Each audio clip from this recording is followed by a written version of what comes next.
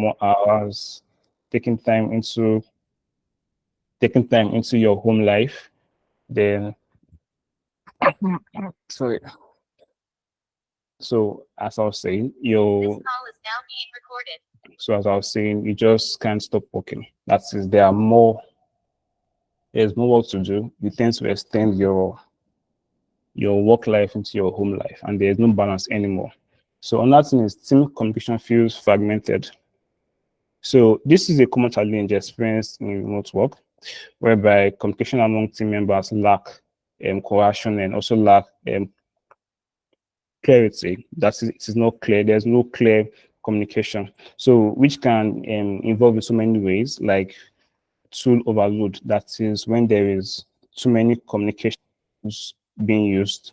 That is when you guys are using multiple email channels, or you're using WhatsApp, Telegram, and Google Meet, only you, and you are using different platform.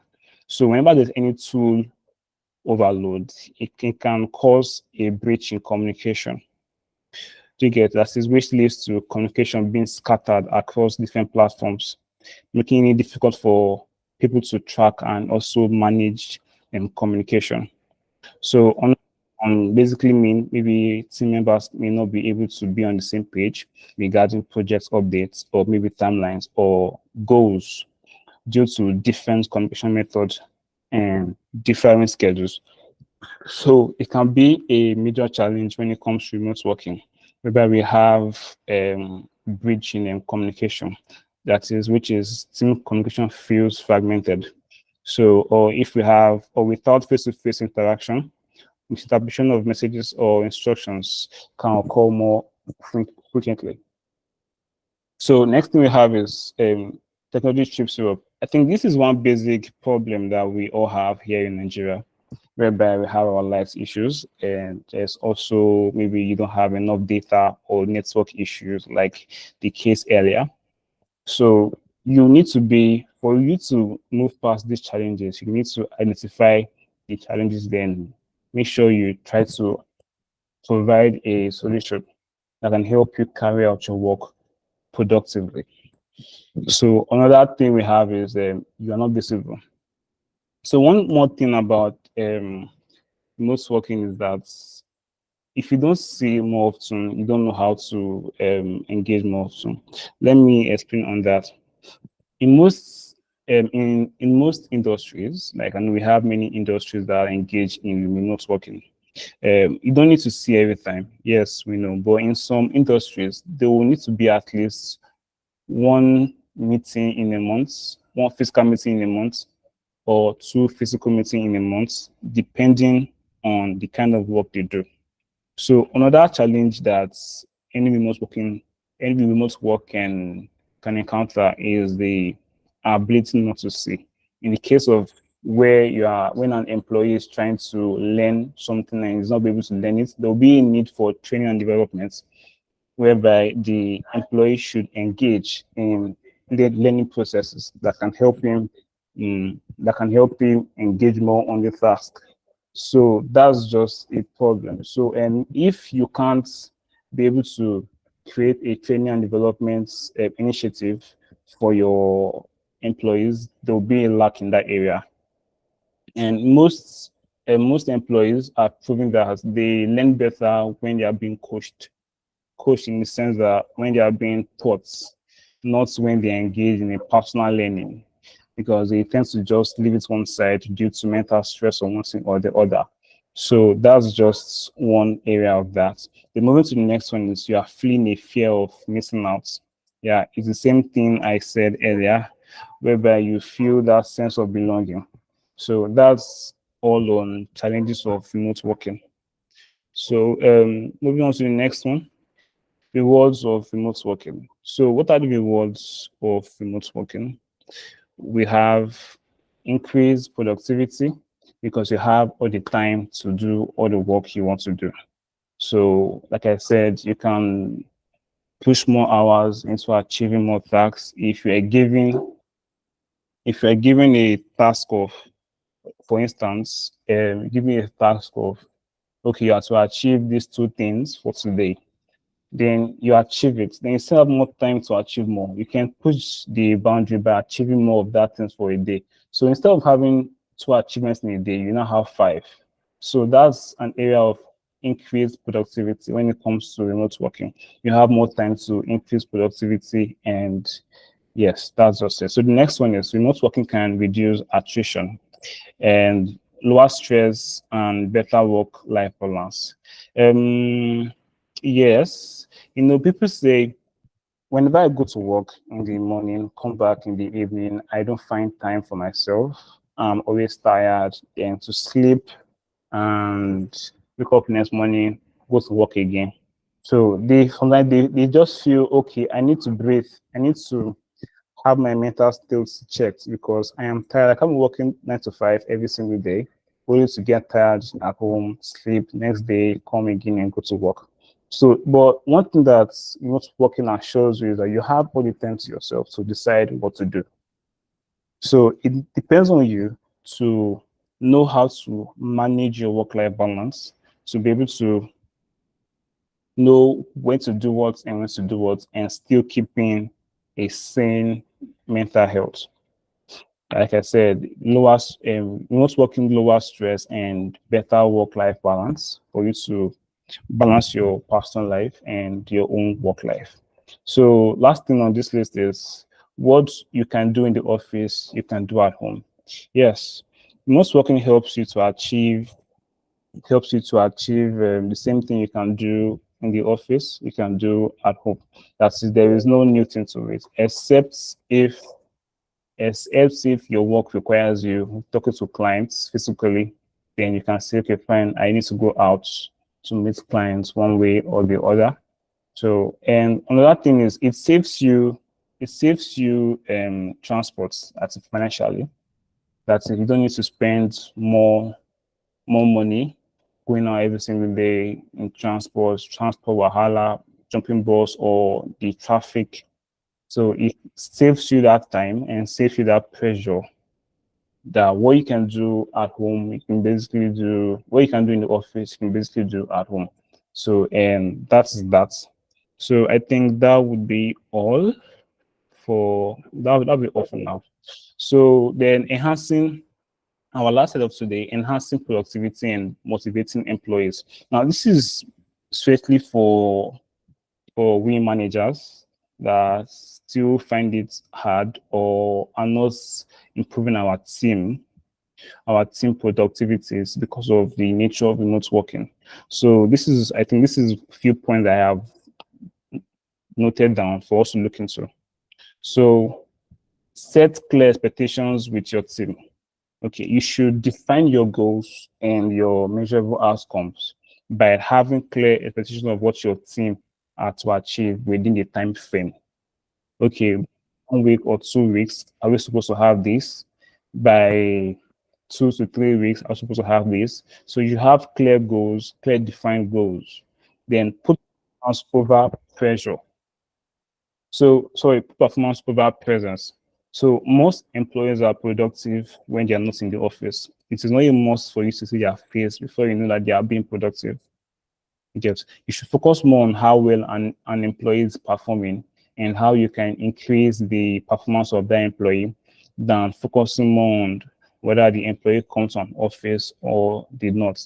I know of most firms that says, okay, fine, you are free to stay at home whenever you feel like, but every task you have should be accomplished. There should be no task that you not leave undone. Yes, so this is an example of putting performance over presence. That is, they don't want to know even if you're in the office or not. All they care about is, have you achieved your task? How well are you performing? How well is your performance rating going? Is it going below average or is it going above average? So for your managers, you should put performance over presence. So next thing we have is track projects and review frequently. So for each stages, I recommend you use, there are many different project management systems out there. I recommend you use, there's one There's one we use right now, or rather, there's one I would encourage you to use. It's Drugo AI. So this is a performance tracking system that is helps you track performance of your employees and also of your colleagues and know what they are doing, and also to keep tabs on tasks to be performed, tasks that has been done, and tasks that are being processed. So there are other projects and there are other projects that you can also use different performance, so different project management tools. There is a Microsoft Teams, there is Asana, there is Jira, there is others. So you should leverage more on these productivity tools that can help you to track projects and also give reviews swiftly. So make communication easy. So one big barrier about remote workers is that they don't communicate. Lack of communication is the road to failure. That's in the organization whereby you don't know what is what, and whenever you ask anybody, you will put on hold. So these are unethical organizational behaviors that does not foster productivity and also foster inclusion in the organization. So you should make communication as easy as possible, whereby they can communicate clear goals and communicate achievement, communicate feedbacks to yield better productivity. So next thing we have is focus on positivity. Yes, most employers tend to focus more on most employers tend to focus more on the negative parts.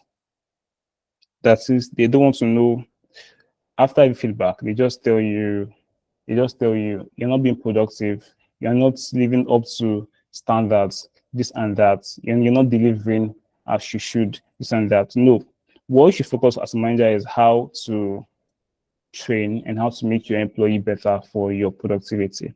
Because basically, if an employee does not do well, it falls back to you. Why your manager? As manager, you have failed if your team is not performing well.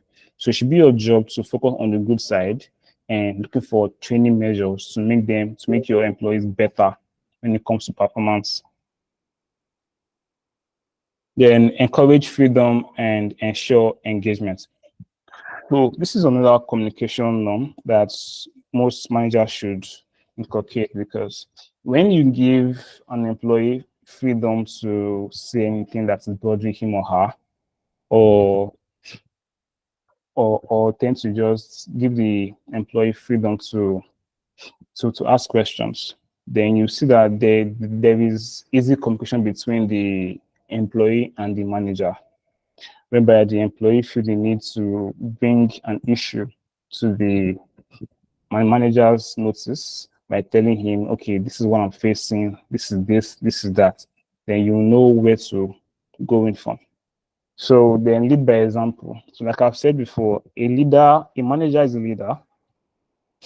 So basically, you should know how to carry your team members along and also set clear examples. Because if you are not always on time doing virtual meetings or doing or when it comes to giving feedback for tasks, you would not set a very good example for your team members. They'll feel, since my manager is not around, okay, fine, I'll also miss the next meeting.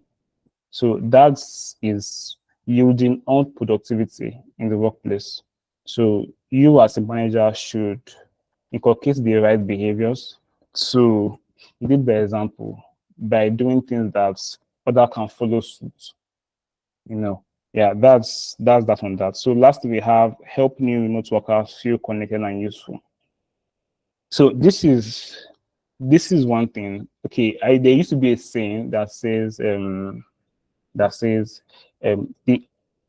every issue has a beginning. That is, your problem did not start today. It started from the first time you did it. And if you do not have a good person to correct you of that, you will just keep on doing it, thinking it's good. So for a remote worker now that just joined you guys, you should help the remote worker feel connected and useful. Not give the impression that this is how we used to do here. We don't attend meetings. We don't give feedback. We take time before we give feedbacks, and we don't do this or that. You're passing the wrong message. Because when that remote worker stays long in the organization, you tend to have developed kind of behaviors that have long time grown and have come to stay. So you should be able to help new remote workers feel connected and useful by leading by example. You get, but also helping them, give them a very, very good onboarding process, letting them know what documents is with who and how to get what documents and the platform for meetings, how to go about the organizational aesthetics. So that's just that and that. So thank you very much for your time. I think I'll be able to exhaust all my slides. So thank you very much for your time that you've come to listen, and I hope you've learned one or two things about remote working. Though it's not as easy as it is, but it has its own set of challenges, collaboration barriers, inability to manage productive time, that is time management, inability to seek swift support from colleagues, managers, or whatsoever, or they have you.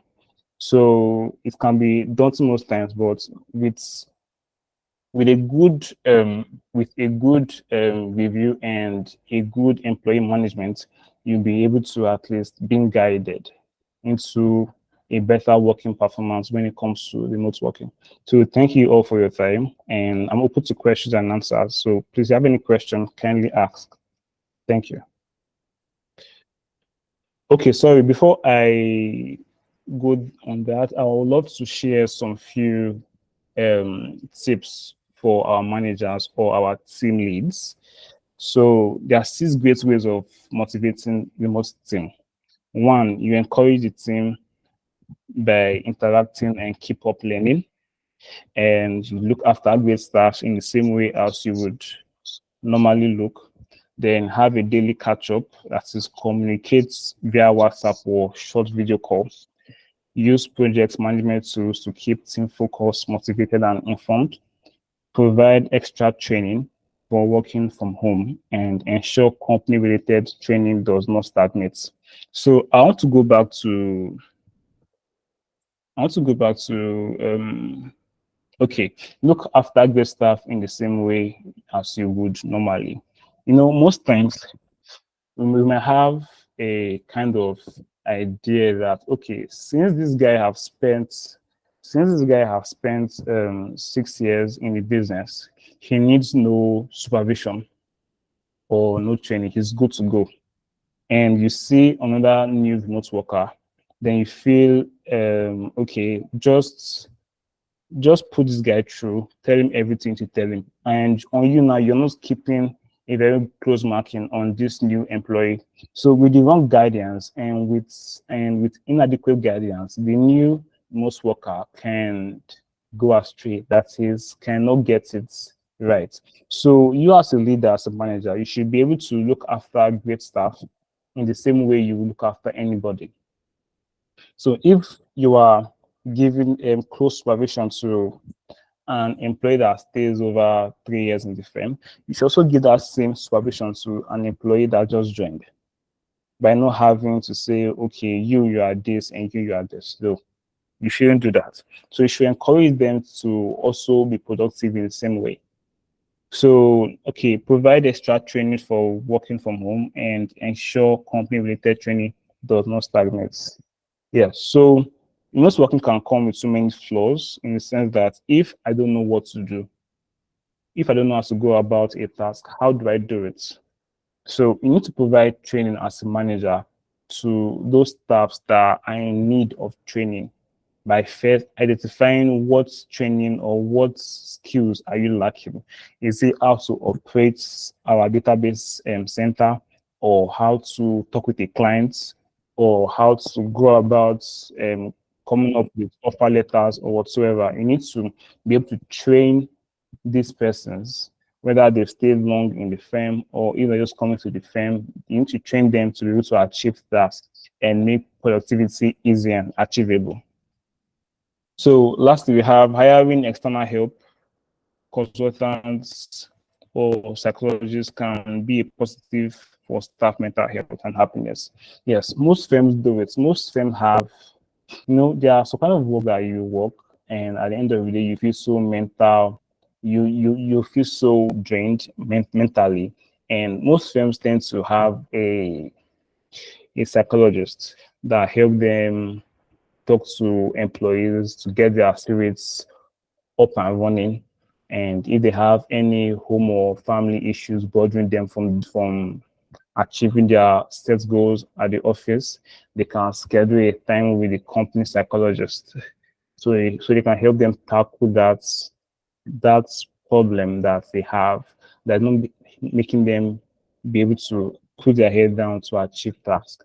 So it can be a form of mental well-being process for the employee and also for the organization, providing that to be able to help them to achieve 100% workable mindset. So I think that's all. Thank you all for your time. So questions, please.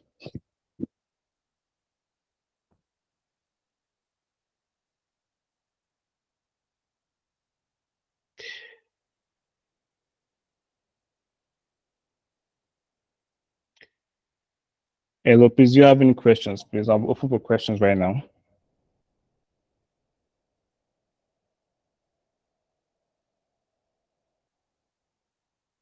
Any questions, please?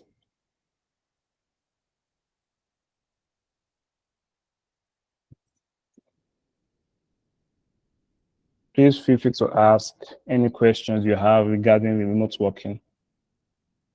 How can you be able to achieve your tasks and prioritize your work life and your personal life balance? I don't have any question.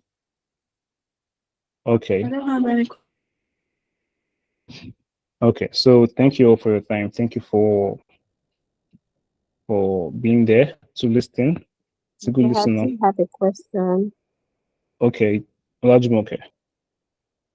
Okay, yeah, so my question is, so for remote teams, right, what do you think is the best practice? Do you think remote teams should use applications like time tracker to literally track their team's performance, or should remote teams work with the like a trust mentality, trusting that their staffs will do what they're supposed to do, since there's like a healthy reporting system and everything that has Okay. been put in place for them. So do you think, ideally, what do you advise companies to work Okay. with?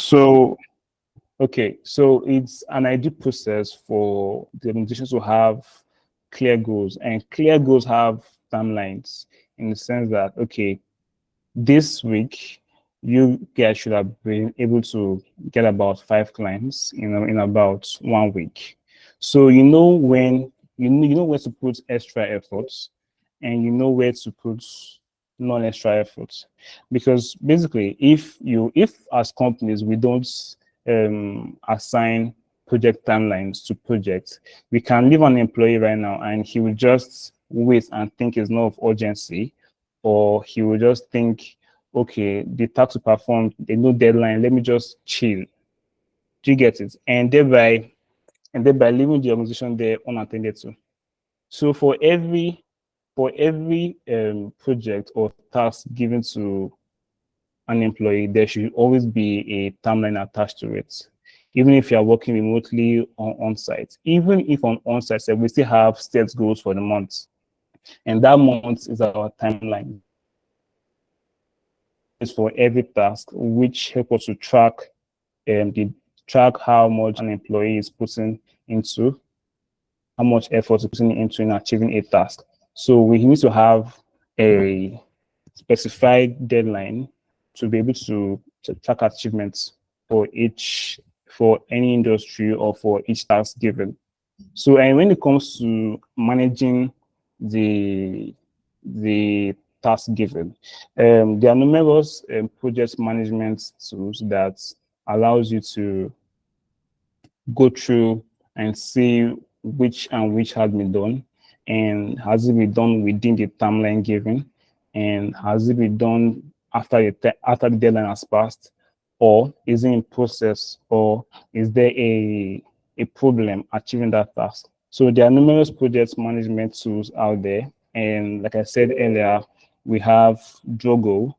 So Drogo is a performance management tool that helps to manage performance of employees and manage their tasks too by tracking and helping you monitor these processes. So it's an ideal system for you to have a performance tracking system, whereby you track the deadlines, the due dates, you track the process of a task given to an employee. So yes, there should be a deadline for each task. So I've answered the question. Lajimo. Yes, you have. Thank you. Okay, so any other further questions?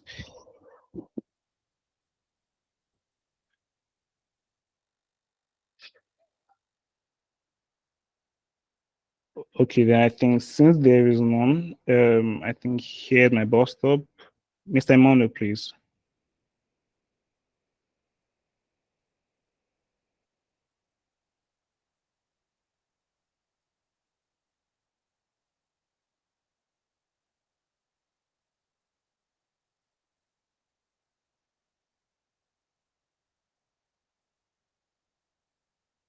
Okay, I think he's not online. So, guys, thank you for your time. Thank you for your active listening and your questions so far. So I think that'll be all for tonight. Thank you very much.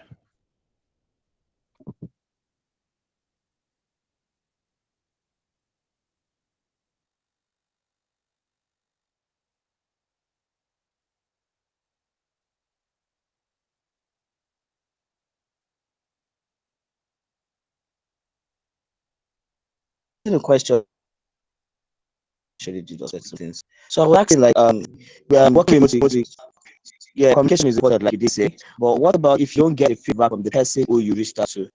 How do you deal with Okay. that? If you constantly reach out to a certain person, say an HR or a colleague, and then the person doesn't actually get you feedbacks, what do you deal with that? Okay, so there is a system which I use, and for management in total, there is no specific process on how things should be done, but there's guidelines to guide us. But it doesn't mean there are no other ways that we can do it. So my point exactly is, if you are giving a feedback to, or rather, if you are assigned a task and you give a feedback to an HR or to your next head, and there was no feedback or no response from the feedback you gave, fine, but always do a constant reminder. And if there is a deadline attached to that task you are given, you should still always do a reminder before the deadline. So it's no longer going to be in your hands, but on the person that you gave feedback to and yet no response. But if it's a very serious case and a very serious task that you feel can be in the judgment of the organization, you can move to the nearest hierarchy, as is the nearest person after the HR or after whosoever you're reporting to. So reach out to them and be like, okay, I was assigned a task and this is the feedback. Sir, what do I do? Then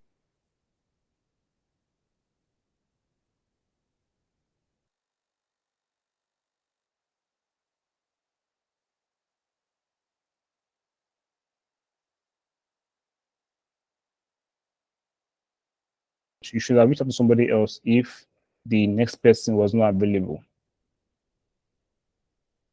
Do you get it? Hello? Can you hear me, Manu?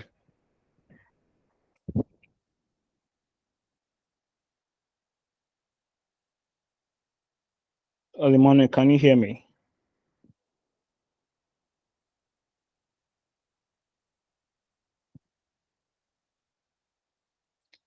Okay, yeah, I can hear you now. Okay, so did you get what I said? Yes, yes, I got it. Thank you very much. Okay, so does that answer your question, or I was not clear enough? No, it does, it does. Okay, You so were very, very clear on that. Thank you. so do we have any other question?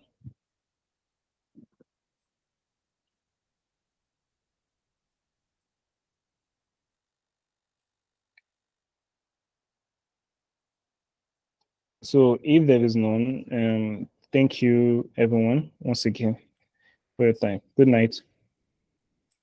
All right. Thank you very much, Mr. Benedict.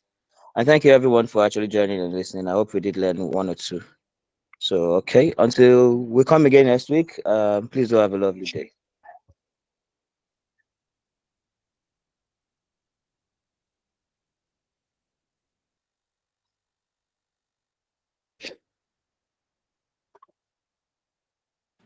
Bye.